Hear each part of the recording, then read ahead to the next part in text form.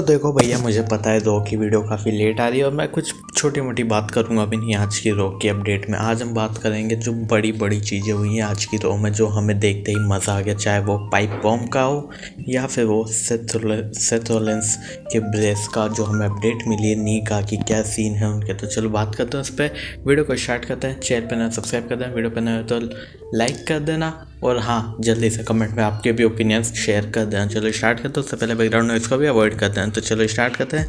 तो देखो, Seth Rollins आता है सबसे पहले हमारे रिंग में। वो उस एनर्जी से नहीं आते, वो वैसे आते हैं, उनकी नी में ब्रेस लगा होता है। वो आते हैं, वो कहते हैं हेलो न्यू ऑर्लिंस, और बाकी वो कहते हैं कि आप सबका स्वागत है मंडे नाइट रोलिंस में। वो वैसे आते हैं लेकिन वो इतनी एनर्जी में नहीं रहते हैं। और जैसे ही वो रिंग के अंदर आते हैं, पूरी क्राउड जो है वो बोलने लग जाती है thank you Rollins, thank you Rollins. और उसी के चलते उनकी आंखें नम हो जाती हैं और शायद वो रोने ही लगते, लेकिन वो रोते नहीं हैं। उसके बाद वो जिक्र करते हैं पिछले हफ्ते का कि भाई पिछले हफ्ते जिंदर के साथ मैच हुआ था। जैसे ही जिंदर का नाम लेते हैं वो काफ़ी तगड़ा बू मिलता है जिंदर के नाम को। उसके बाद वो कहते हैं कि भाई मेरी नी वगैरह में मून शॉट लगाते हुए कोई दिक्कत आई थी, डॉक्टर के पास गया, डॉक्टर ने रिपोर्ट नहीं आई है लेकिन शायद कुछ सही नहीं है।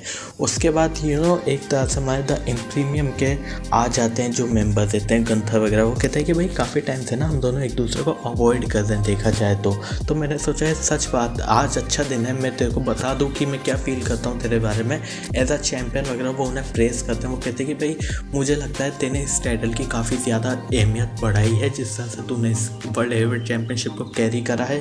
तू भी एक काफ़ी अच्छा चैम्पियन है मेरी तरह। मतलब वो अपने आप को ही प्रेस करते हैं, सेथ रोलिंस को ही प्रेस करते हैं। उसके बाद हमारे कहते हैं सेथ रोलिंस की भाई एक मिनट रुको, मैंने ये नहीं कहा मैं रेसलमेनिया में अपीयर नहीं हुआ, क्योंकि गंथर कहते हैं कि शायद तू रेसलमेनिया में भी अपीयर ना हो ये वो। तो सेथ रोलिंस कहते हैं कि भाई ऐसा नहीं है, मैं रेसलमेनिया में अपीयर नहीं होऊंगा, मैं रेसलमेनिया में अपीयर होऊंगा, चाहे वो डॉक्टर कुछ भी कहे मैं तो अपीयर होऊंगा ही। इस तरह से वो इतना उससे बोलते तो वहाँ के ऑडियंस भी काफ़ी ज़्यादा एक्साइटेड हो जाती है। और हमारे जो गंथर कहते हैं कि हाँ भाई होप करता हूँ तू अपीयर हो, क्योंकि तेरे पीछे मैं आऊँगा रॉयल रंबल जीत के। अगर मैं रॉयल रंबल जीतता हूँ तो मैं चूज़ करूँगा तुझे as a champion. Seth Rollins कहते हैं कि भाई देख के आई हो किसके पीछे आ रहा है। तो गंथर कहते हैं तू भी पीछे देख लेना तेरे पीछे कौन आ रहा है। इसी के साथ मैंने अच्छे शायद जस्टिफाई नहीं करा हो लेकिन काफ़ी तगड़ा प्रोमो रहता है इनका। उसके बाद द प्रीमियम वर्सेस हमें किनका मैच है, न्यू डे का मैच देखने को मिलता है। मैच काफ़ी अच्छा रहता है, बढ़िया रहता है। इसमें एक तरह से आप कह सकते हो काफ़ी तगड़ा ही एक्शन रहता है। वैसे तो एक तरह से मैच का रिजल्ट नहीं आ पाता लेकिन मैच काफ़ी सही रहता है।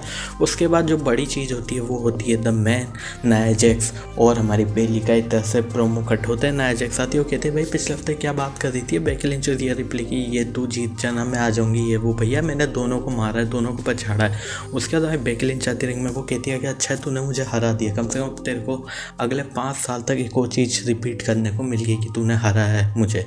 उसके बाद बेली भी आ जाती है, वो कहती है कि भाई रॉयल रंबल में जीतूंगी ये वो। इसके बाद इन दोनों के बीच ब्रॉल होती है जिसमें बेकी लिंच एक मैन हैंडल स्लैम दे देती है बेली को। उसके बाद हमारी जो नाया जैक्स है वो बेली को बाहर पटक के और जो है हमारी बेकी लिंच उन पर भी हमला कर देती है। इसके बाद नाया जैक्स हमारी स्टैंड होल्ड करती हैं इस पूरी की पूरी ब्रॉल में। मतलब यहाँ तक का काफ़ी सही चल रहा होता है आज का।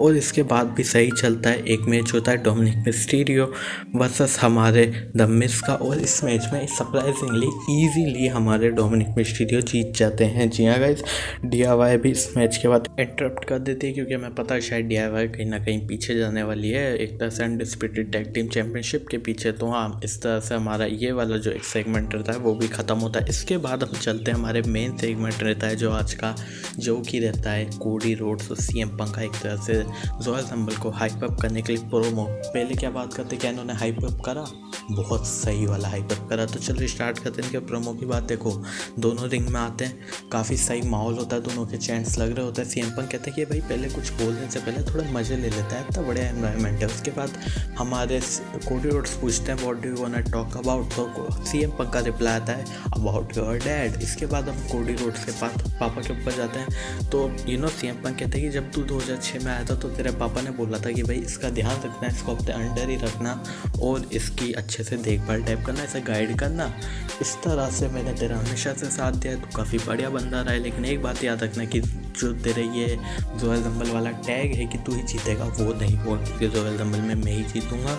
उसके बाद वो एक तरह से पोक टाइप के कुछ कह लो कि शायद काफ़ी तगड़ा तीर मार देते वो एक तरह से कोडी रोड्स पे, क्योंकि वो उसके बाद कहते कि I am more American dream than you are. उसके बाद हमारे कोडी रोड्स का तगड़ा रिप्लाई आता है, वो कहते हैं कि अच्छा चलो पाइप बॉम्ब के ऊपर बात करते हैं। उसके बाद CM पंक जो उनका माइक पे WWE का लोगो रहता है उसे निकाल के बाहर फेंकते हो, कहते हैं बोल भाई। तो वो कहते हैं CM पंक से कोडी रोड्स की, भाई जो जो तूने बात करी वो सब मैंने करा, मतलब यू टॉक्ड आई वॉक्ड। उसके ऊपर CM पंक एक तरह से थोड़ा उनके एक्सप्रेशन में ऐसा लगता है कि भाई अब थोड़ी सी होने वाली है गर्मा गर्मी। उसके बाद CM पंक का रिप्लाई तगड़ा सा कोडी रोड्स एक बार वापस लेते हैं, वो कहते हैं कि शायद तुझसे ज़्यादा तो CM पंक मैं ही हूँ, क्योंकि वो सारी चीज़ें मैंने करी हैं यहाँ तक आने में वापस, जिसकी तूने सिर्फ और सिर्फ बात करी है। रेवोल्यूशन तू लाना चाहता था लेकिन तू बीच में ही छोड़ गया। तू पास ही टॉर्च होनी चाहिए थी, लेकिन तूने टॉर्च बीच में ही ड्रॉप कर दिया। तेरे को पता है वो टॉर्च किसने पिक करी? वो पिक करी मैंने, तो इस हिसाब से मैं ही हुआ हूँ तेरे से ज़्यादा CM पंक। इसके बाद थोड़ी गर्मा गर्मी हो जाती है, वो कहते हैं CM पंक कि तुम ऐसे ज़्यादा CM पंक है, मैं ऐसे CM पंक है। उसके बाद जब कोडी रोड्स जाने लगते हैं तो थोड़ा सा शोल्डर से टैप करते जाने लगते हैं। CM पंक का दिमाग ख़राब, दोनों फेस ऑफ हो भाई, इतना तगड़ा लगता है ना, मतलब दोनों किसी कर लेंगे अभी। सॉरी क्या बोल रहा हूँ मैं, तो हाँ इस तरह से इनका प्रोमो ख़त्म होता है। शायद मैं ढंग से नहीं बता पा रहा हूँ, लेकिन आप लोग ज़रूर देखना, मैं इनका प्रोमो मज़े आ जाएंगे लिटरली। उसके बाद हम चलते हमारे मेन इवेंट पे, जो कि रहता है Drew McIntyre versus Damien priest का मैच। इतना कुछ खास रहता नहीं है, पता नहीं मेन इवेंट में क्यों था ये, शायद स्टोरी लाइन, ये जो स्टोरी लाइन है इससे ज़्यादा हाईलाइट करने के लिए इस मैच को डाल दिया। मेन इवेंट में ऐसा कुछ था नहीं, मैच सही चल रहा होता है, हमारा R-Truth आ जाते भैया, उन्हें मर्चेंडाइज का कट देने डेमियन प्रीस्ट को बीच मैच में, वो रेफरी को कर लेते हैं इंटरेक्ट। जब तक हमारे जो डेमियन प्रीस्ट है वो लगाते हैं अपना साउथ ईस्ट हेवन, शायद यही उनका फिनिशर है, वो लगाते हैं ड्रू मैकिंटायर पे। लेकिन ऑब्वियस है रेफरी तो होता है बिजी भैया हमारे R-Truth के साथ, तो वो पिन नहीं कर पाता। उसके बाद ड्रू मैकिंटायर लगा देते हैं ड्रू क्लेमोर किक और जीत जाते हैं ड्रू मैकिंटायर। तो ये थी आज की वीडियो, बस लाइक करना, चैनल पर सब्सक्राइब करना, मुझे बताना रॉयल रंबल की कितनी आई पे आप में बैकग्राउंड नॉइज़ को अवॉइड करना। मैं मिलता हूँ आप सबसे next video. Thanks for watching, subscribe, like, video को शेयर जल्दी कर दो, कमेंट में बता दो आपको क्या लगता है क्या होगा इस साल के रॉयल रंबल में।